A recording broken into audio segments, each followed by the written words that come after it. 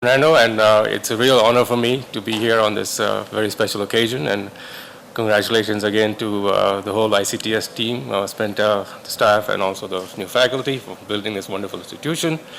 Bangalore is the town I grew up in, went to high school here, so it gives me many more opportunities to come back and interact with people here. Okay, so this is a rather wide audience, and I'm not going to be able to go into many of the details of this topic of high temperature superconductivity. So I'm going to try to just introduce the basic problem in an as accessible language as possible, and then talk about one or two problems in a little more detail. Okay, so this is the material that we call the high temperature superconductor. One example is yttrium barium copper oxide.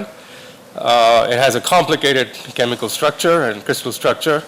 But fortunately, all of the interesting electronic degrees of freedom reside in a single square lattice.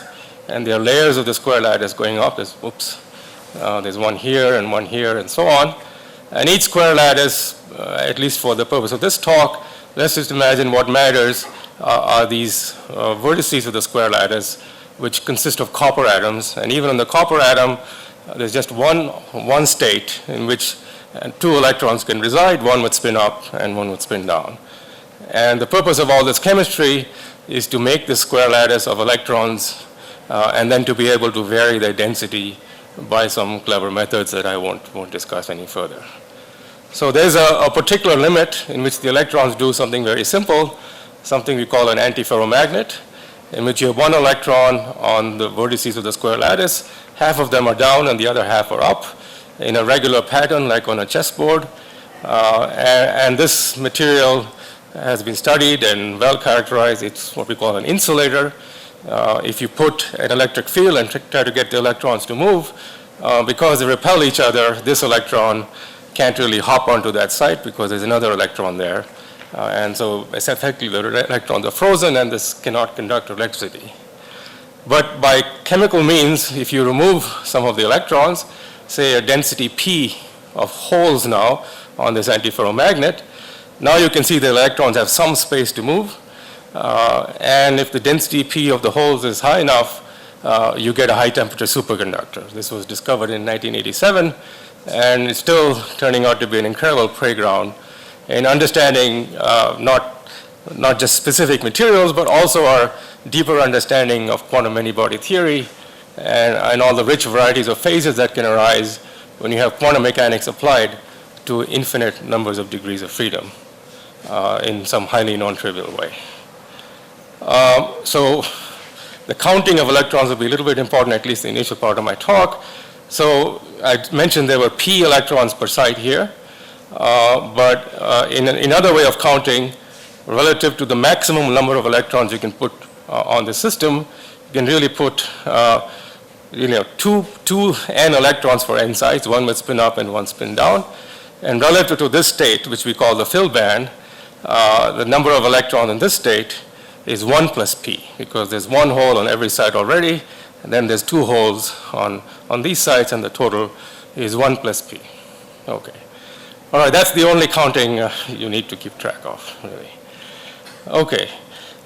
So now, with no further ado, here's a very mysterious looking phase diagram where the horizontal axis is this number p I just introduced, and the vertical axis is temperature.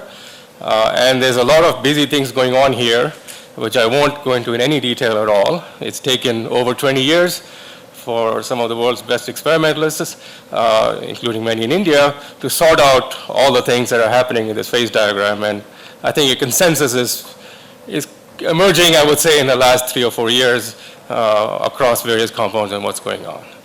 So the phase I've already talked about, the antiferromagnetic insulator, is this thing here. That's at very low values of P. Then there's the high temperature superconductor, which is the reason we are so excited about these compounds. You get conduction of electricity at temperatures up as high as 100 Kelvin or more.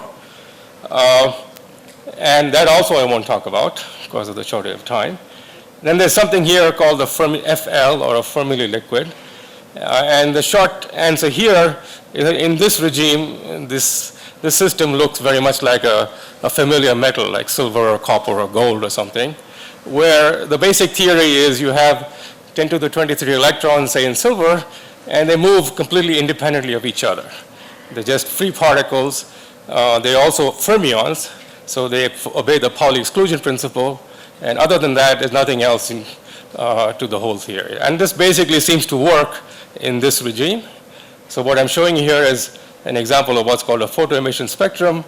And what this tells us is that, in this case, actually, to be perfectly precise, there are states, electrons with momentum outside the circle. Those states are occupied. And the states inside the circle with momentum inside the circle are unoccupied. But these electrons sitting out here move essentially freely of each other. And you can then understand a lot of the low temperature properties in terms of essentially free electrons near this boundary between occupied and unoccupied states, and that boundary is called the Fermi surface. Okay, so what I'm going to focus on is really the two higher temperature phases here, which are also metals, but amazingly turn out to be metals that are really subtle and interesting to analyze, and still we don't have, in both cases, any complete theory that explains all of their properties. So one metal is called the pseudo gap, and here this boundary between occupied and unoccupied states become very fuzzy, and I really won't say much more about that. And the other metal is this SM, or strange metal, strange metal. And I won't say much more about, I will say quite a bit more about a simple model of this, but for now, all you need to know is this is a metal which is as different from a metal like copper you can get, in the sense that there is something like a Fermi surface, but if you look near the Fermi surface, the electrons are not well defined. They don't last very long, even at 0 temperature, and so the technical term for that is there are no quasi-particles. So this is a quick summary of where I want to get to. Mainly the purpose here is to explain the terms here. So I'll just very briefly spend some time talking about this pseudo gap metal at low P. And our proposal, in very simple terms, is that it's sort of like a Fermi liquid, meaning something like copper, but you have to introduce a new idea called topological order. And all I'll do is just give you some sense of what is this topological order. The strange metal at higher P is, as I mentioned, a metal without quasi-particles, which we don't understand really. But there's a simple model where it's a kind of a toy model of a strange metal. And it's something like, it's kind of a more complex version of the matrix models that Satya was talking about. And rather amazingly, this model turns out to be dual to things studied in string theory, black holes, of all things. And in fact, very recently, I've shown that you can compute from this the Hawking entropy of a black hole. So that part I'll, again, also give you a flavor of how that works. So the idea here is there's a very interdisciplinary character of much of these ideas. Ideas from string theory, particle theory, condensed matter physics with close experimental applications, and many new ideas emerging on the quantum mechanics of large numbers of particles. Okay, so let me go to the pseudo gap metal, and without further ado, just give you a very simple picture of what's going on. Okay, ignore that term. As I said, it's basically a Fermi surface coexisting with topological order. So all I'm going to do is just explain what I mean by topological order and apologize for some of the jargon at the edges of my slide. So here's a picture of what we think the wave function of the electrons looks like when they're in this strange new type of metal. So you have some electrons who form pairs in this way. So every blue ellipse represents a pair of electrons doing this. So this is an EPR pair or a spin singlet, where here you have one electron up and the other electron down, minus, in the quantum sense, there's another, it's a superposition of two states, one electron down and the other one up. So they're just doing this, in some sense, quantum mechanically all the time. Neither one is up or not down, but they entangle with each other. So that's this singlet bond here. And many of the electrons are paired in that way, these blue ellipses.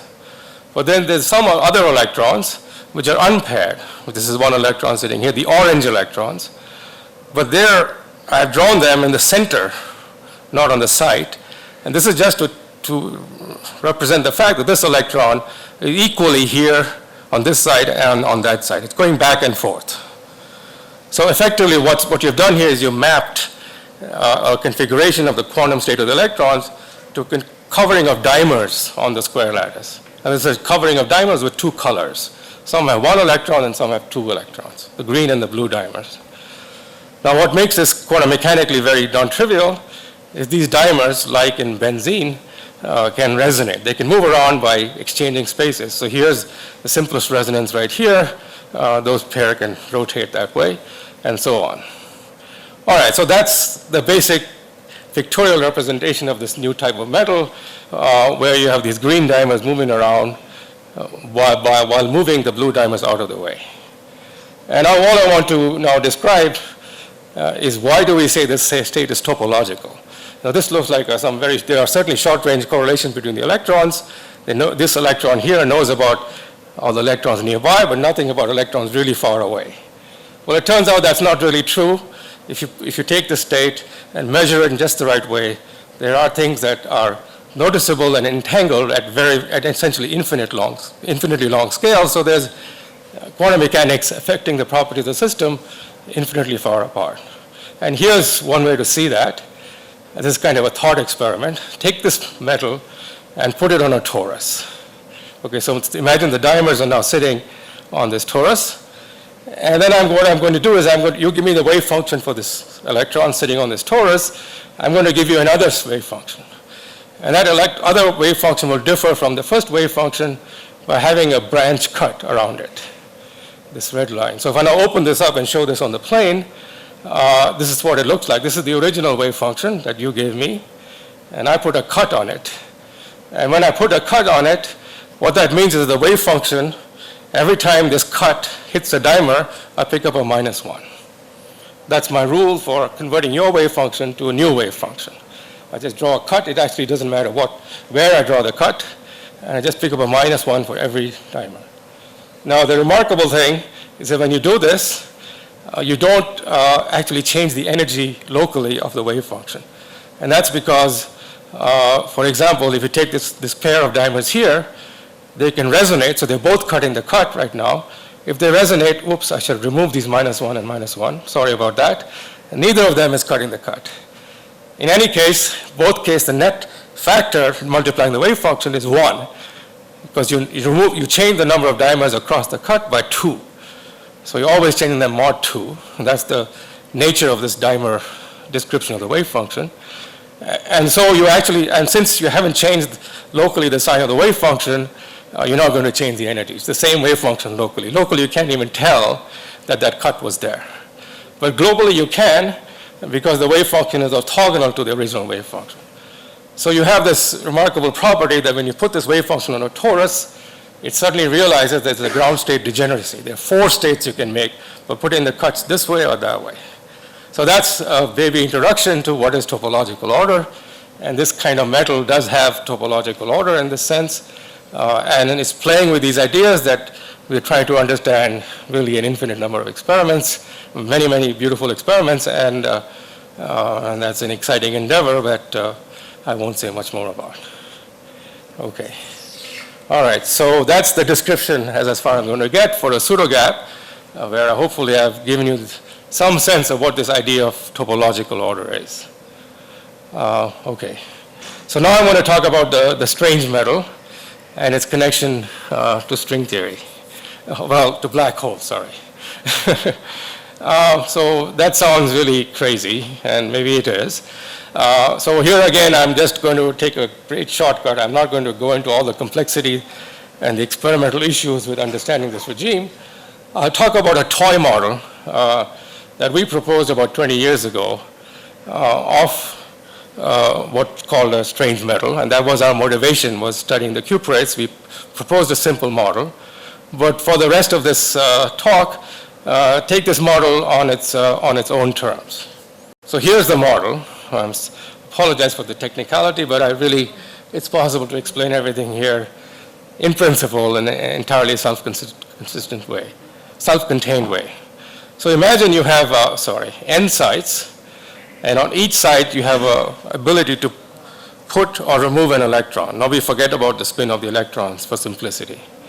So for mathematicians in the audience, there are these operators, which are called C sub I, and their Hermitian conjugates C daggers of I, and they obey this algebra. They anti-commute with each other when all the C's, and the C's and the C daggers have a 1 when they're on the same side. That's all. Now you take these basic operators of fermion, these are canonical Fermi operators, and you make a Hamiltonian, which is just product of 4 of these. And a coefficient JIJKL, which is just going to be a set of random numbers. And that's it. So what this model does is we think of the C as an operator that annihilates an electron and C dagger an operator that creates an electron. So this process takes an electron from site L, say, and puts it on site J, and at the same time takes an electron from site K and puts it on site I. So the idea is the electrons are sitting on this cluster of n sites, and no electron can move by itself. Any electron tries to move, that's forbidden. But a pair of electrons can decide to move, so they can only move together. And quantum mechanically, this means that their positions are very strongly entangled. They can only move, one electron can only move by moving another electron. So for example, here you have these 4 sites, 3, 5, 7, 3.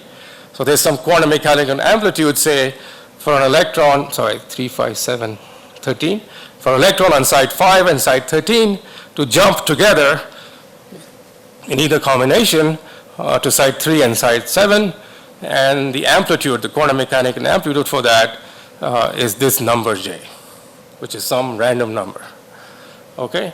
So that's the idea. We're getting rid of all one-body hopping, but we're putting in only 2-body operators. And the simplest model turns out to be the case where you take these to be just Gaussian random numbers.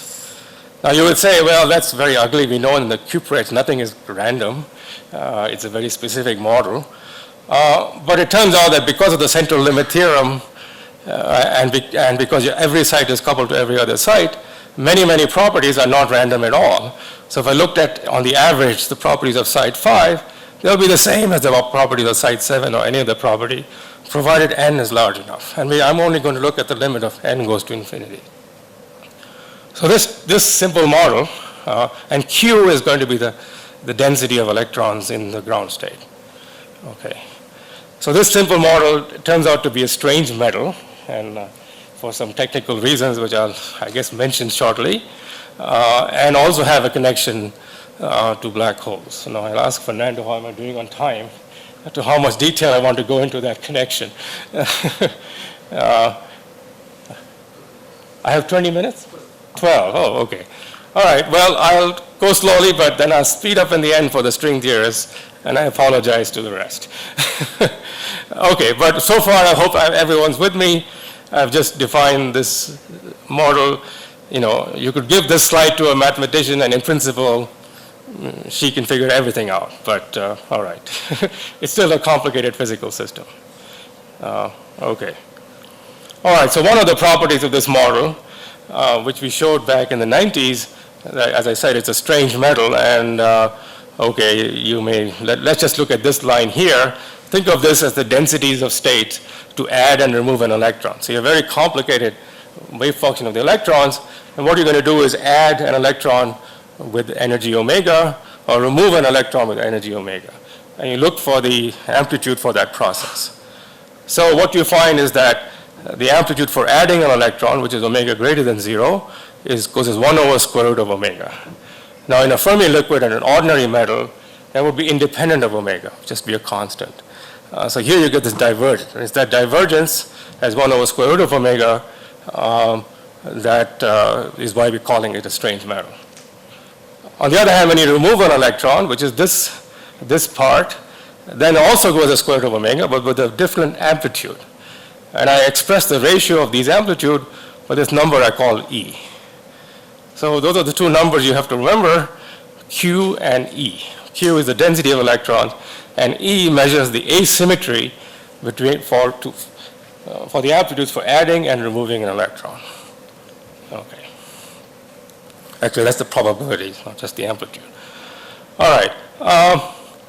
So back in the 20th century, we actually worked out what we call the equation of state between Q and E, and it's some complicated function which is not that crucial. But this model, however, has a certain property which at the time we were almost embarrassed by, and we decided to not work on this model anymore. And the property is that it violates the third law of thermodynamics. So in other words, if you measure the entropy, normally the entropy of any material as you go to zero temperature goes to zero because it goes to unique ground state. But if you take this model, it has at zero temperature a finite entropy density, which means that there's a huge ground state degeneracy, not just 4 as it was in the torus case, but really exponentially large, exponential in the size of the system. So we noticed this property and we knew this was unphysical. And we of course said this is because of this infinite range interaction. There's no real space here. Every site is connected to every other, every collection of 4 sites are all connected with each other. And that's probably responsible for this rather strange feature, this bug that there's a finite ground state entropy. But what's in the last year or so, partly due to some new ideas by Keter, we are realizing this is not a bug, but a very interesting feature. So one of the things we showed back in the 90s was that this entropy density, this strange entropy that violates the third law of thermodynamics, obeyed this unusual relation, which relates the total entropy, which is really a measure of the whole system, and it's sensitive to all the details at very high energies. This derivative of the total entropy to the total charge, which is also sensitive to all energies, not just low energies, that's derivative is equal to 2 pi times this, in fact, this number right here, which is a very low energy property because it has to do with the low frequency behavior. So there was a bizarre relationship between a high energy property or a UV complete property for the field theorists and an infrared property on the right-hand side. Okay, so all of this has been actually known in one form or the other in various papers by the group in France, Olivier Pacolet, Antoine Georges, and myself. But even I myself had to go through many papers to reconstruct it in a way that I could follow today. Anyway, so I'm just going to conclude by noting this turns out to have this particular description on the left-hand side, turns out to a remarkable match to a theory of gravity. And in fact, at this level, essentially a classical theory of gravity. And it's basically the theory of our universe. You take the theory of Einstein, take the theory of Maxwell for electromagnetism, Einstein general relativity. The only difference is you add a large negative cosmological constant. So when you do this cosmological constant, the shape of the universe is not almost flat like ours. It becomes highly negatively curved, and you get this shape which is called anti-de Sitter space. So if you haven't seen it before, I'm not going to explain it to you. And the string theorists are certainly all very familiar with this. But let me just at least get the basic idea across. So there's a boundary of this space, which is sitting here, which has coordinate x. This is, say, d dimensions. It has some area, which could be infinite, and some charge density q. So this q appears here and also appears there. And then there's an extra dimension, so-called holographic direction, which I measure by zeta. And as zeta goes to infinity, you reach a horizon of a black hole. And that horizon, in the near horizon region, has an ADS2 factor. What that means is that if you look at the space-time metric of zeta and time, it looks like this. It's d zeta squared minus dt squared, which is our usual Lorentzian metric of Minkowski space, but divided by zeta squared, meaning that space shrinks as zeta goes in that direction. So that's this curvature that's shown here. In addition, we're going to put a charge density in the boundary, so that produces an electric field by Gauss's law, and that electric field is associated with the vector scalar potential, which is E over zeta. Okay, so now I've introduced 2 parameters in this theory, the parameter E and the parameter Q. All right, so now you take this theory and then you add a fermion. It's very much like what I did back here. I took this theory and I added a fermion, and I had this density of states. This is now written in time rather than frequency of removing or adding an electron. So I do the same thing here. I realize now I should have written this in frequency, but roughly speaking, ignore the signs and replace tau by omega, and everything is the same. Well, amazingly, it turns out to have exactly the same form for this Dirac fermion of the right mass. There is an E here, which is a factor of 2 pi is chosen so that this E is the same as that E. Right, and that's extremely important. Okay, so it has to have exactly this, it turns out to have the same form, not just at 0 temperature, but at finite temperature from various operators and various other details I won't go into. Now you can also work out the equation of state of this model relating E to Q, and you get some complicated function which depends on precisely which particular theory of gravity you're working with. But finally, one thing you can compute from the laws of general relativity, and in particular as extended by Hawking and others in something they call black hole thermodynamics, you can compute the following quantity. Suppose I change the charge density here, then that's going to change the electric field. If I increase the charge density, that's going to change the electric field. And the net effect of this horizon moves a bit closer and becomes a bit larger. So the area of the horizon increases. So you can ask for the derivative of the charge of the area of the horizon with respect to Q. What is that? And you can prove from just general relativity that that's equal to, with this constant, Newton's constant here, times E. Okay. So this is the remarkable analogy that I noticed recently. This equation looks almost exactly the same as this. This is the derivative of the entropy with respect to charge density. This is the derivative with respect of the area of the horizon with respect to the charge density. And if these are going to represent the same thing, well, they're connected if you identify the entropy with the area of the horizon divided by 4g. And that's precisely the Bekenstein-Hawking entropy of a black hole. So it seems like this mysterious zero temperature entropy of this strange metal model is really the same thing in some fundamental sense, or dual to a gravitational theory with the Bekenstein-Hawking entropy with exactly the same precise numerical factor of 4 coming out from this mapping. All right, okay, so that's all I have to say. So I've given you hopefully a tantalizing introduction to these two metals that many of us are studying, the pseudo-gap metal and the strange metal. The pseudo-gap metal has, I think, needs ideas on topological order. I should emphasize that by no means is that universally accepted, but I am fairly convinced that's true from many recent experiments. And I explained what topological order is.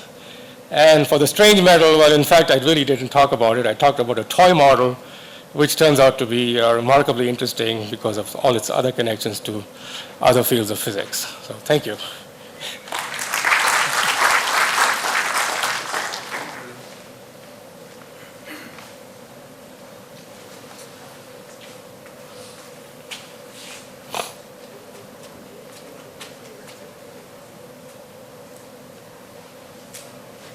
Thank you very much, Subir. It was a wonderful talk. And I'm sure there will be questions. Conrad?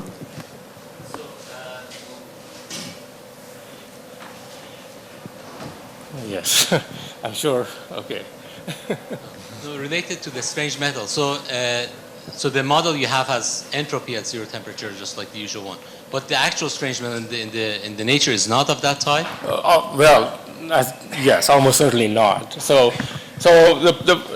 the best case scenario would be, if I look out here and I want to come up with a zeroth order description of what's going on here, this model may well be okay. In fact, there's things like the resistivity being linear comes out in a variant of this model, as shown by Parker and George. But as you lower the temperature, other things happen. Superconductivity, other phases intervene. So there's no way this is going to apply down to 0 temperature. There certainly is no indication of finite ground state entropy here in the experiments. I would say, you could make an analogy to the Parisi solution of the spin glass problem, where replica symmetry breaking, I think most people think is only a property of the infinite range model and not property of any realistic short range spin glass. But nevertheless, Parisi's solution has been extremely valuable, not only in understanding experiments in certain temperature ranges, but also for connections to other fields of physics. Yeah. And one more question. In your in the gravity dual that you wrote down, you had the mass efficient, right? That's the bulk mass, correct? Right. Mass, is that an extra parameter on the left? Yeah, so you of course have to tune the mass to get this exponent 1/2. Now on this side, the 1/2 is pinned, it's not free. But if you take a model with only 6 Fermi interactions or 2Q Fermi interactions, this exponent, if I remember, becomes 1/2Q or something, or 1/Q.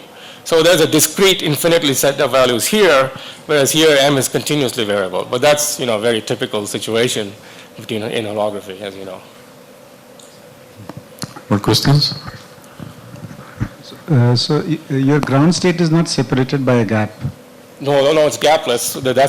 That's right. So that was this omega, 1/√of omega. So it has to be, that's absolutely a key point. It has got a diverging density of states at low energy. That's why it's a strange metal. All metals are supposed to be gapless.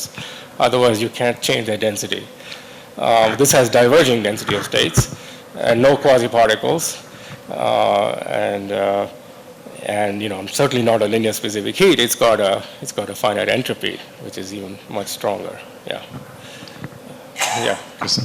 Subir, how sensitive is this 1/√of omega to the fact that the JIJs have Gaussian distribution? If you take Okay. So of course the completely honest answer is the calculation we've done assumes Gaussian at all stages, but my intuition is it's not. You could take almost any distribution. I suspect everything that's on the left-hand side, any reasonable distribution, bimodal, symmetric of JIJ. probably the finite variance or something. Yeah, just a finite variance, almost anything, as long as it doesn't have some regular pattern that makes you get some ordered state or something like that. I think in the large N limit, even if some kind of quasi-periodic or frustrated distribution will give you this physics, I believe. But that's something we are studying numerically right now, in fact. More talks? More questions? The most important thing is that there's no two-body term. So if I add a two-body term, then I get your semicircular random matrix. Yeah, Subir, I'm by no means an expert, but I've heard Shiraz talk about anti-de Sitter a couple of times. Okay, good. So what does this have to do with his work, if you can say that? I was going to ask him myself. So of course, I think coming from string theory, there's been this very beautiful correspondence between conformal field theories and theories of gravity in one higher dimension. I think the new thing here is, first of all, there's no string theory. And this thing is strictly not a conformal field theory. And it does have some emergent conformal invariance at low temperature, at low frequencies. And that's related to the fact that you have an ADS2 factor here. But to compute the entropy, for example, you have to really know the lattice model. You have to know the lattice structure and how it behaves at high energies where you break the conformal symmetry. But for some quantities, like this relationship, what's at high energies doesn't seem to be, apart from the fact that you have electrons, is not that sensitive to everything. And that seems to be kind of similar to what's happening here. There are many properties of the ADS2 that are not sensitive to what's happening at high energies. But to define a sensible theory, you need all of string theory. Whereas here, it's something I can define in 2 lines. So, okay, maybe I'm making too strong a statement there, but to me, that's what's new here. It's a different, in technical terms, it's a much, much simpler UV completion. It's still got its complexity, but it's not the full complexity of string theory. Okay, so let's thank Subir again.